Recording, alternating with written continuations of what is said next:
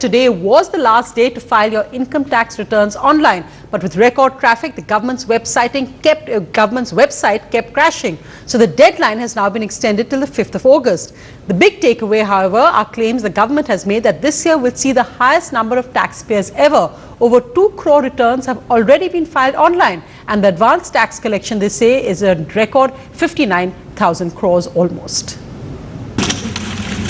The deadline to file one's income tax returns has been extended to the 5th of August. So if you were worried about not having filed your taxes, you have 5 more days. But it will only be processed once you have linked your PAN number with your Aadhaar. You can link the two till the 31st of August. The extension comes after the government website kept crashing over the weekend and then today.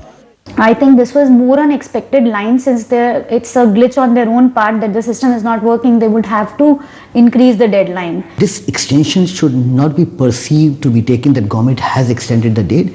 It will just address that issue which was really bothering people. So it should be just taking a temporary reprieve, and that too just for 5 days. This year, after demonetization and GST and its claims of many measures against black money, the government maintains they may have the largest number of taxpayers ever.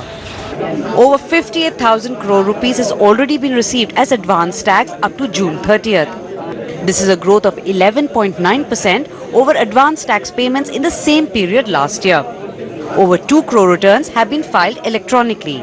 The growth under personal income tax has also been a remarkable 12.9%. With deadline extended and increasing traffic in its e-filing website, the government hopes it will further better its tax collections this year. In New Delhi, Oinitam Oja, NDTV. And moving